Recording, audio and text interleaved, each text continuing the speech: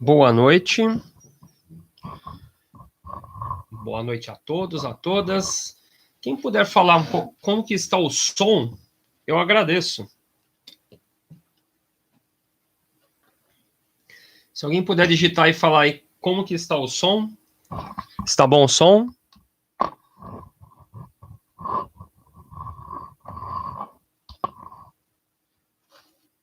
Estou um pouco atrasado, eu falei que ia começar às 9h15. Resolvi começar.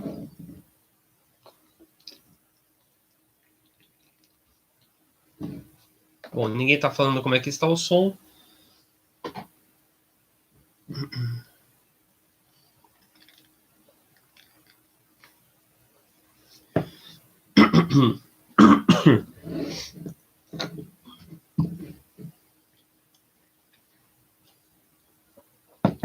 Bom, começarei a live. Estou começando a live um pouco antes. Vamos lá.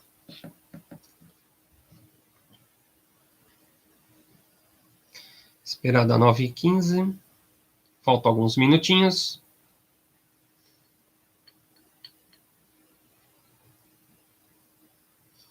Bom, vamos lá. 10, 9, 8, 7, 3, 1. Começou a live, gente. Primeiramente, quero agradecer todas as pessoas que estão acompanhando as minhas lives. A última live teve bastante pessoas, muitas pessoas. A última live foi muito boa, foi sobre o magnetismo do dinheiro. Hoje eu vou falar sobre a Santa Sara e a possível influência da Igreja Católica, ou seja, na verdade, a possível influência cristã junto ao povo cigano. Uma influência da igreja cristã, da religião cristã com o povo cigano.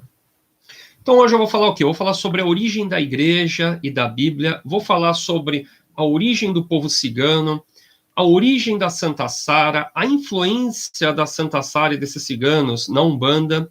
Vou falar também sobre o baralho de Lenormand, o tarô de Lenormand, o baralho cigano. Vou falar também sobre a influência pop que tudo isso causou, entre elas o livro e o filme Código da Vinci. E também vou falar um pouco sobre seitas atuais, seitas que se dizem descendentes de Jesus Cristo e Maria Madalena. Mas eu gostaria muito que vocês falassem aí como é que está o som. Mas ninguém fala nada, não sei se o som está bom ou não, vou continuar mesmo assim. Para fazer essa pesquisa, eu tenho aqui uma pequena biblioteca.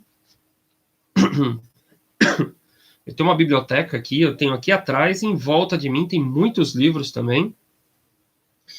E eu vou mostrar para vocês como que são os livros que eu tenho aqui atualmente.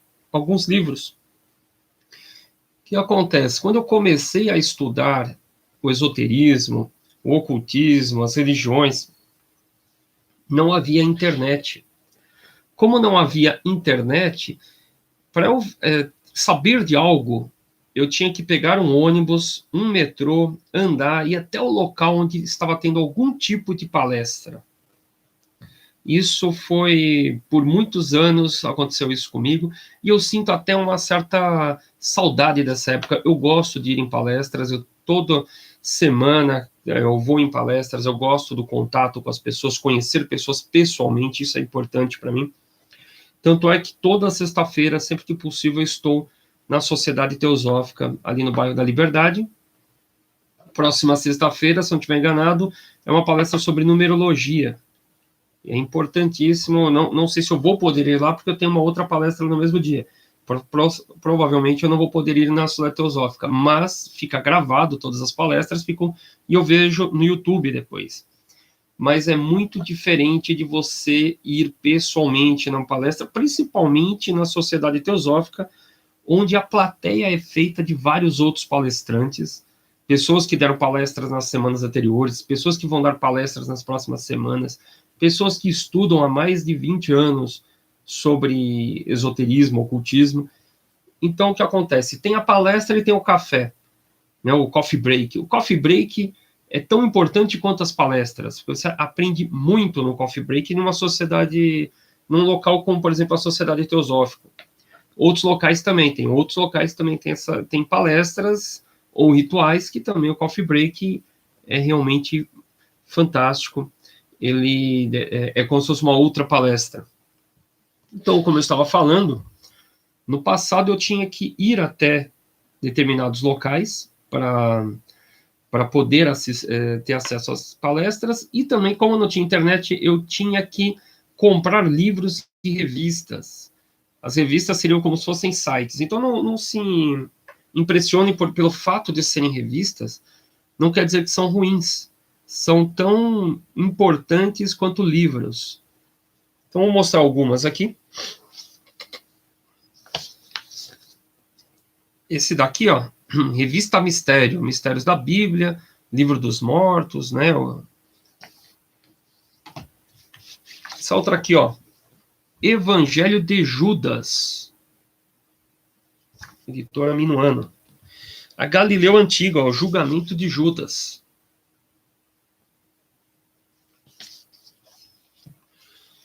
Que chega mais ou menos no tema de hoje, ó. José, a verdadeira história do pai de Jesus Cristo. Uma super interessante antiga, a verdadeira história de Jesus. Uma Globo Ciência, ó, Jesus, a outra face, falando sobre o Santo Sudário. E agora sim, uma revista que é sobre o tema, que é Santa Sara Kali.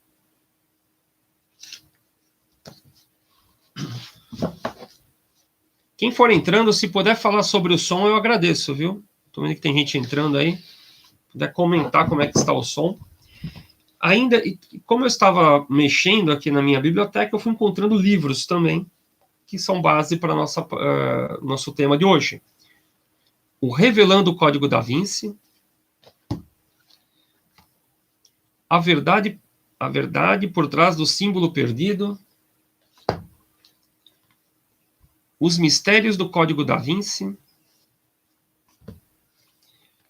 Decodificando Maria Madalena, a verdade, as lendas e as mentiras, Decifrando o símbolo perdido, Iluminando anjos e demônios. Isso sem falar no próprio livro Código da Vinci, que eu também tenho, mas está emprestado. Mas é um livro muito fácil de achar. Esses aqui são um pouquinho mais complicados de encontrar. Bom, para começar a falar um pouquinho sobre Santa Sara, como eu disse, temos que falar da origem da Igreja Católica. Qual que é a origem da Igreja Católica? Bom, lá para o ano de 40, mas é isso. Melhor, Jesus morreu no ano 33, teoricamente, ou 29. Algumas pessoas acreditam que Jesus nasceu 4 anos antes do calendário nosso, e ele morreu com 33 anos de idade, segundo a própria igreja. Só que 300 anos depois da morte de Cristo, 300 anos após a morte de Cristo, foi criada a Igreja Católica. Oi, Isauro, muito obrigado. Então, 300 anos após a morte de Cristo, foi criada a Igreja Católica pelo imperador da época. O que ele faz? Ele estava vendo aquela confusão em Roma, aquela briga religiosa enorme, e ele cria, para não ter uma revolução no local, ele pega e fala, eu vou juntar todas essas igrejas, vou criar uma igreja universal, uma igreja ecumênica, e vou juntar todo mundo, judeus, cristãos, os próprios romanos que acreditavam naquela mitologia grega romana, vou juntar todo mundo e criar uma religião só. E criou o quê? A Igreja Católica Apostólica Romana, que é católico quer dizer universal, quer dizer, uma igreja universal que juntou todo aquele povo naquela época. Juntando todo aquele povo, ele criou aquela religião, chamou duas pessoas, um deles é São Irineu e o outro é São Jerônimo, se eu não estiver enganado. Um traduziu os manuscritos e o outro montou a Bíblia com os livros que eram interessantes para a Igreja Católica na época. Deixa eu só dar uma mexidinha aqui. Bom, um decodificou os livros e o outro traduziu, ou melhor, um escolheu os livros que iam para a Bíblia e o outro passou para o latim para ninguém ter acesso àquele conhecimento. E montou a Bíblia montou a igreja daquele jeito, e o imperador nomeia o Papa como sendo o líder daquela religião. Ele nomeia um Papa, e aquele Papa era o quê? Era tipo um cupincha do imperador na época, era uma pessoa de família nobre. Ele já tinha, tanto é que eu tive em mãos, eu fui na editora Paulus, eu não sei se ainda existe esse livro, mas eu queria comprar ele. Era um livro só com o nome dos papas, e assim, vai vindo o nome lá, São Pedro é o primeiro, aí vem o segundo, o terceiro, o quarto, e tem uma parte em branco. Só vem o nome do Papa, o ano que ele nasceu, o ano que ele morreu, a nacionalidade, alguma coisa assim, vai vindo, e um espaço em branco. Quando cria a Igreja Católica, 300 anos depois da morte de Cristo, o Papa é ligado ao imperador. Então, nessa parte que está em branco do livro, coloca-se um brasão de família. Quer dizer, quando se monta a Igreja Católica, o Papa, todos os papas dali em diante são de famílias nobres, têm brasões. Antes, não. Então, foi assim que foi criada a Igreja Católica. Foram escolhidos livros, eles escolheram livros, tiraram lá o Evangelho de Judas, tiraram Evangelho de Maria Madalena, tiraram vários evangelhos e criaram a Bíblia que nós conhecemos hoje. Está faltando um monte de coisa lá dentro. E passaram para o latim, para ficar pior ainda. Passando para o latim, isso ficou por muitos e muitos séculos, só foi traduzido do latim para o alemão quando entrou... Boa noite, Sandra. Só foi traduzida a Bíblia do latim para o alemão quando entrou Lutero. O Lutero, que ele fez? Ele teve toda aquela revolução na época, ele começou a ir contra a Igreja Católica, ele inclusive começou a ser, inclusive na Alemanha não tinha, qual que era o nome correto? Não tinha a Inquisição. Roma manda a Inquisição para a Alemanha, os alemães não queriam Inquisição na Alemanha, soltam uma guerra, morreram 15 mil pessoas. Na confusão, Lutero foi sequestrado, entre aspas, por um príncipe. Esse príncipe, muito católico, muito cristão, sequestrou ele para proteger o Lutero, porque ele sabia que o Lutero tinha conhecimento, inclusive, de latim, e pede para o Lutero traduzir a Bíblia do latim para o alemão, que é o que o Lutero acaba fazendo. Depois são feitas as igrejas protestantes, para depois ser traduzido para o inglês e depois traduzido para o português. Essa é a Bíblia que a gente tem na nossa mão, quer dizer, chega tudo distorcido. É traduzido de uma língua para outra, e chega na nossa mão tudo zoado. Essa que é a verdade. Tudo uma bagunça só.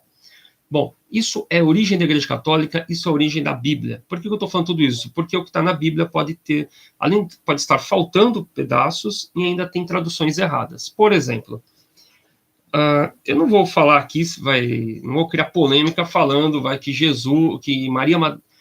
que a Nossa Senhora não era virgem e tudo mais, ou o porquê que nasceu Jesus. Mas uma coisa que eu conversei com vários tradutores, e eles falaram que na Bíblia está traduzido errado. Não é que a Nossa Senhora era virgem. A Nossa Senhora era uma pessoa pura. E aí tem uma série de outras lendas templárias, que eu não vou entrar no mérito aqui também, que é meio pesado até, que viria a ter a forma de que Maria teria ficado grávida. Não vamos nem entrar nesse termo, mas o correto é pura. Pura e virgem é a mesma coisa lá nas traduções. Primeiro ponto é esse. Depois, por que eu estou falando tudo isso? Porque aí nasce Jesus. Jesus tem todo aquele período que está na Bíblia, todo mundo tem Bíblia, eu acredito que vocês devem conhecer a história. Quando chega lá nos 33 anos, ele é crucificado. Mas o que acontece ainda naquele período ainda da Maria Madalena? Ou da Nossa Senhora? A Nossa Senhora, Ela ficou grávida, não vamos entrar no mérito, mas ela iria ser apedrejada. Ela iria ser morta apedrejada por uma lei judaica que está na Bíblia, inclusive no Deuterônimos 22. Deuterônimos 22 é o que trata das mulheres adúlteras e tudo mais, né, que tem filhos sem ser casada, eles apedrejam, matam, vão dando pedrada até matar. Maria Madalena ia ser apedrejada, mas aí vem o José, que era um rabino, e fala, não, ela não deve ser apedrejada, eu vou assumir a criança, e acabou casando com a Maria Nossa Senhora. O José, vamos dizer, ele era uma pessoa rica, inclusive. Algumas religiões falam que Jesus era pobre, Jesus não era pobre. José era uma pessoa rica porque ele era um empreiteiro. José, ele fazia o quê? Carpintaria. Carpinteiro na época era um empreiteiro, um cara que faz casa, que faz móveis, que faz prédios. Ele era rico, São José. E ele assume lá a Maria. Obrigado, Érica, muito obrigado mesmo. Bom, aí vem Jesus, o José, ele era rico, assumiu a Maria, assumiu Jesus, e Jesus, quando ele está lá com os 33 anos de idade, aparece, ele vê uma mulher que vai ser apedrejada também. Inclusive tem uma Bíblia, que eu não tenho ela aqui, mas é a Bíblia de Jerusalém, que é a melhor Bíblia que tem para quem quer estudar, também é da editora Paulinas, editora Paulus. Eles, nessa passagem da Maria Madalena, eles põem um asterístico, e lá na nota de rodapé eles escrevem Deuterônimos 22, e também o nascimento de Cristo, as duas partes. Porque, dizendo assim, que Jesus, quando ele vê Maria Madalena, vê que a mulher vai ser apedrejada, ele tem tipo uma consciência, ele fala, se minha mãe tivesse sido apedrejada, eu não estaria vivo. Eu não estaria vivo. Então, quer dizer, as mulheres não merecem ser apedrejadas só porque estão grávidas. Você não sabe quem que vai nascer. São 2 homicídios. Então, Jesus pega e faz aquele ato que fala, ele vai na frente das pessoas que vão apedrejar, e tem aquela célebre frase que ele fala, que não tiver pecados, que atire a primeira pedra. E todo mundo ali era pecador, todo mundo pegam e abandonam e deixam a Maria Madalena lá em paz com Jesus, e ela vira uma seguidora de Jesus. Primeiro, algumas traduções dizem que Maria Madalena era uma prostituta, outras dizem que ela simplesmente estava grávida, podia ser qualquer coisa. O que importa é que, dali em diante, ela é uma seguidora de Jesus, e é uma das mais citadas na Bíblia. Essa é a origem. Eu falei a origem da Bíblia, a origem de Jesus e todo mundo, e também a origem da Maria Madalena. Após a morte de Jesus, morreu lá Jesus, diz a lenda que Maria Madalena, junto com José de Arimateia e mais algumas mulheres, elas fogem de lá e vão para a França. Essa é a próxima parte. E dizem que Maria Madalena estava grávida novamente, e de uma menina. Essa seria Santa Sara, que todo mundo comenta. Desculpa eu estar tomando tanto chimarrão. Muita sede, hoje está calor. Bom. Antes de ir para Maria Madalena, eu queria falar uma outra parte.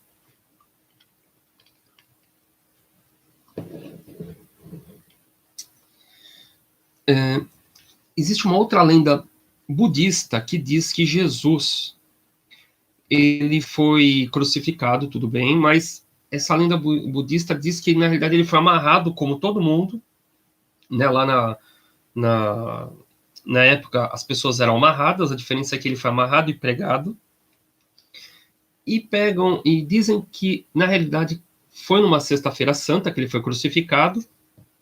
Quem queria que ele fosse crucificado eram os judeus, e Sexta-feira Santa, para quem conhece, ou melhor, Sexta-feira Santa, sexta-feira para os judeus é a prévia do Sabá. E quando escurece, o judeu tem que estar em casa. Ele tem que estar recolhido. O que acontece? Era uma sexta-feira, teve uma tempestade, isso vários filmes mostram isso, escureceu o céu, segundo na Bíblia. Quando escureceu, eles fogem.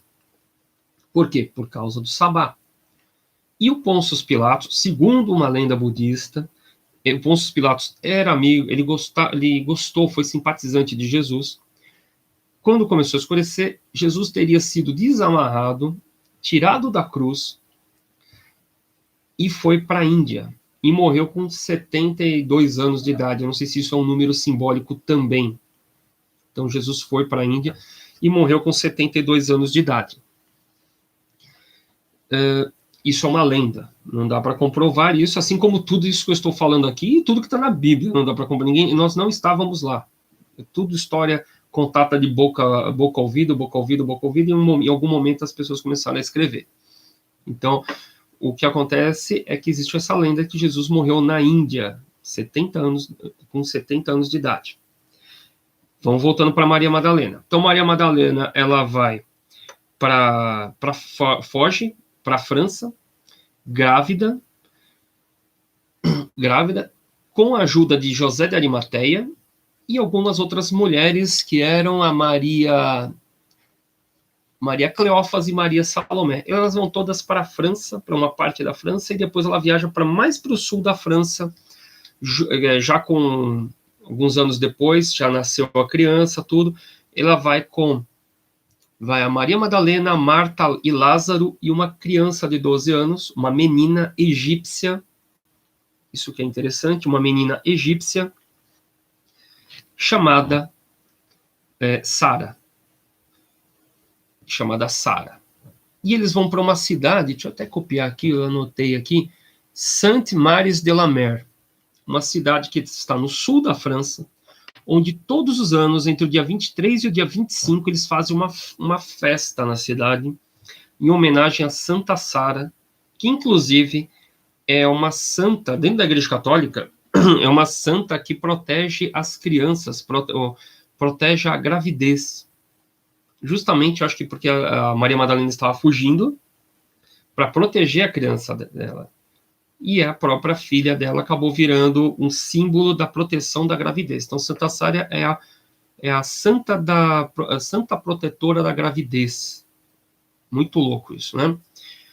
E na França fazem essa festa, nessa cidade, no sul da França, com todo o povo, inclusive a Igreja Católica. A Igreja Católica faz a festa de Santa Sara no sul da França também. Isso é interessante. Bom, deixa eu ver o que mais. Com a participação da Igreja Católica. Um fato interessante, que algumas pessoas devem perguntar, poxa, esse canal aqui é um canal de ocultismo, mas toda essa parte esotérica faz parte do ocultismo. Eu, em particular, sigo uma linha cristã judaica. Uma das pessoas que eu mais admiro é o Papus, Eliphas Levi, né? O Eliphas Levi, que era padre, o Papus, que seguia uma linha cristã judaica também. E o Papus, ele escreveu um livro que é o Tarô dos Boêmios, onde ele fala um pouco desse povo cigano nesse livro. O tarô, ele é importante também, é muito parecido com o do Oswald Wirth, mas nesse livro do Tarô dos Boêmios, ele conta muito sobre o povo cigano. Por quê? A mãe do Papus era cigana, era uma espanhola, era uma pessoa de origem espanhola e era cigana. O Papus é francês. E, como era francês, também teve acesso a todas essas informações que eu estou falando aqui. Por isso que ele escreve um livro, O Tarô dos Boêmios, e ele diz que é um povo... os ciganos, eles são um povo importante para o esoterismo e para o ocultismo.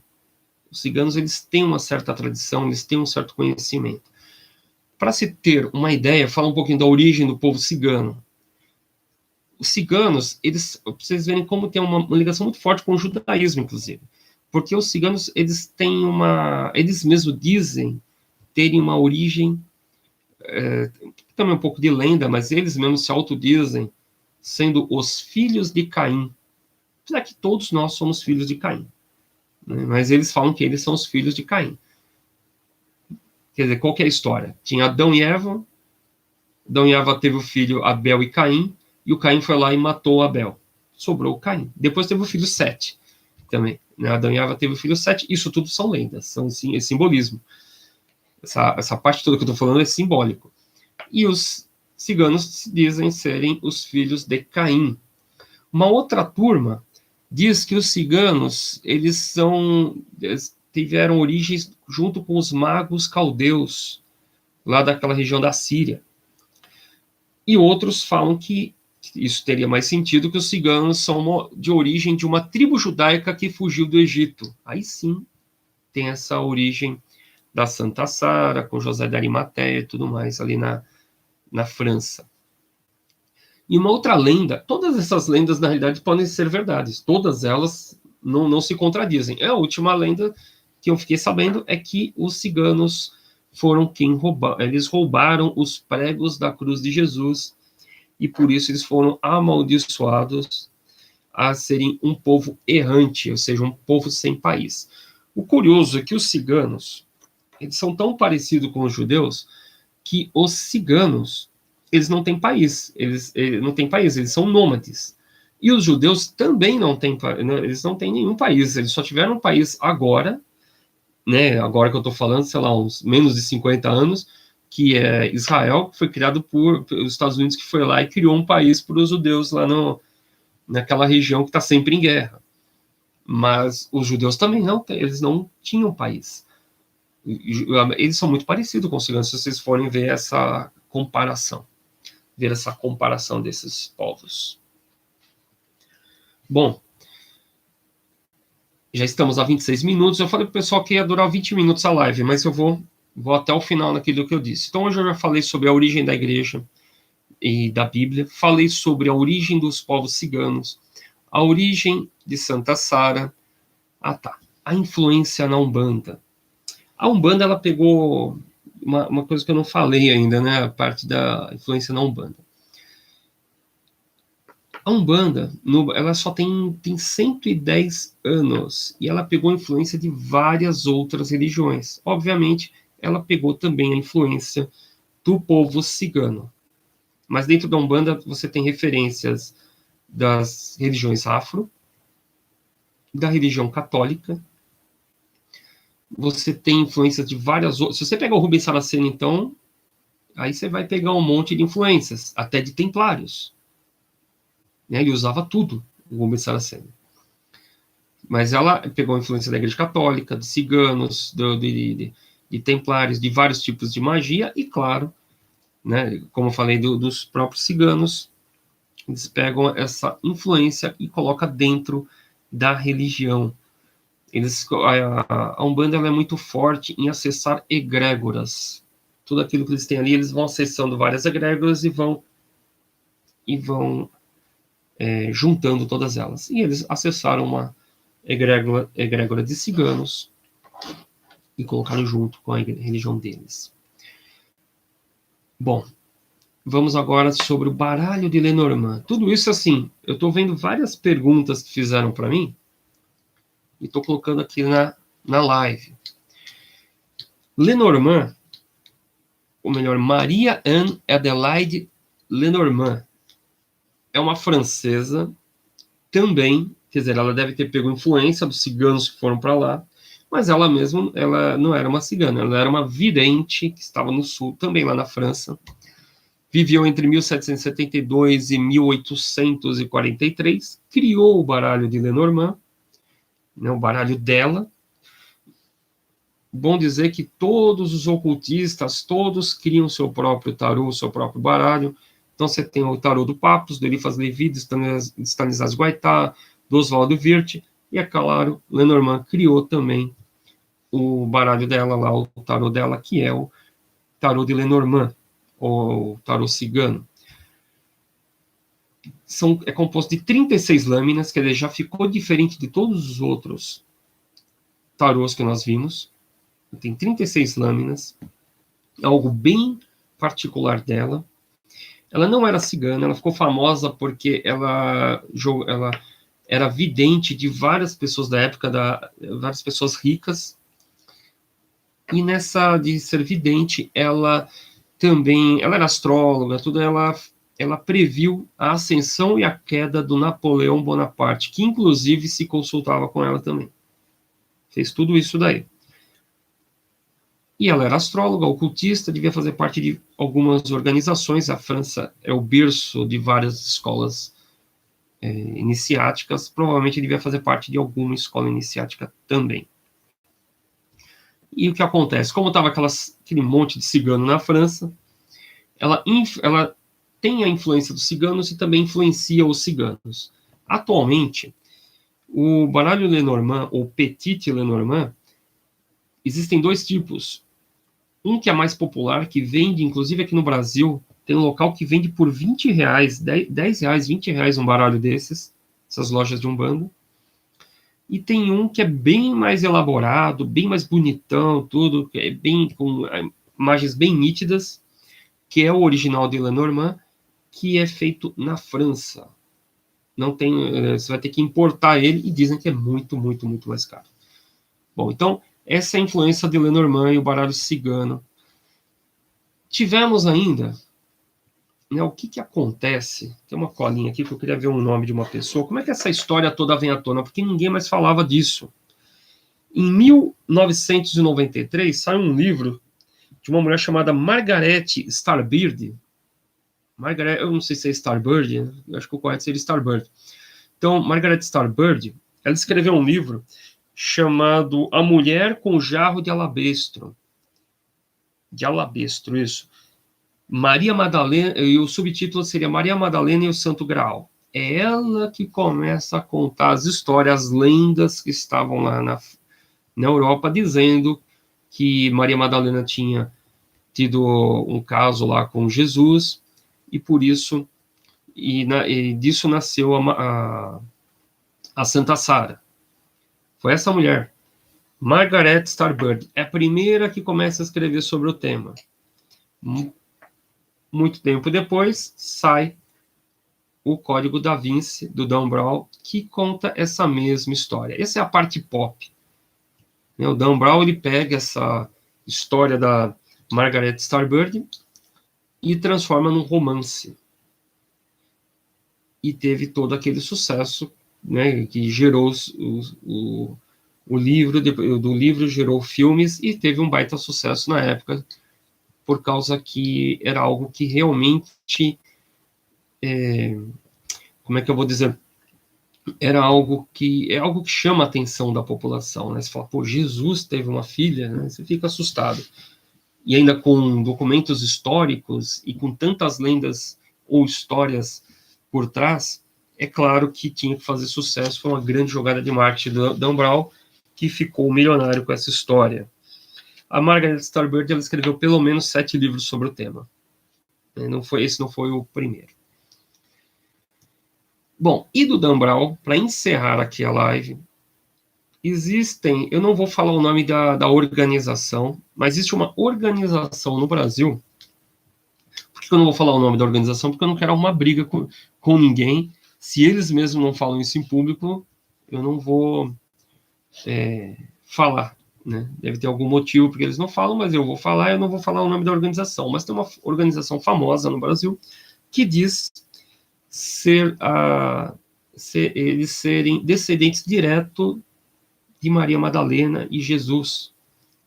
Porque o que acontece? Teve lá Maria Madalena, né, digamos que Jesus e Maria Madalena tiveram um caso, nasceu a Santa Sara, e é óbvio que a Santa Sara foi tendo seus descendentes. No próprio Código da Vinci, me parece que tem uma mulher lá que é a descendente de Jesus, descendente direta de Jesus.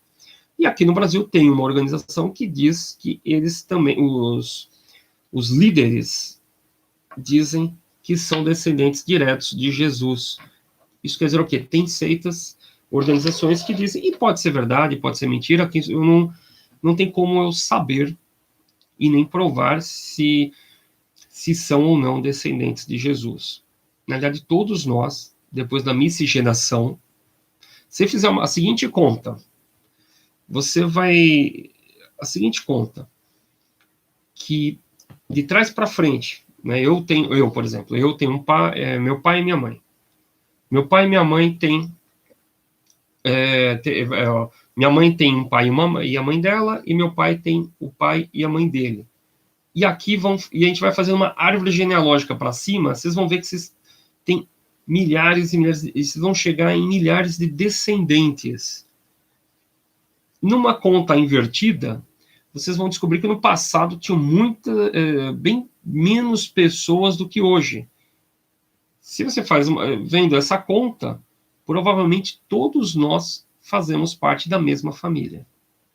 Então, todos nós somos descendentes de Jesus. Então, eu acho bobagem alguém vir hoje, né? Se Jesus teve filhos, todos nós somos descendentes de Jesus. E todos nós somos descendentes de todo mundo. Nós somos descendentes desde Jesus e de Napoleão, de criminosos, de Hitler, de tudo. Tanto de pessoas boas como pessoas más. Todos nós somos da mesma família. Pensem nisso. Então, uma bobagem alguém falar, não, eu sou descendente direto de Jesus.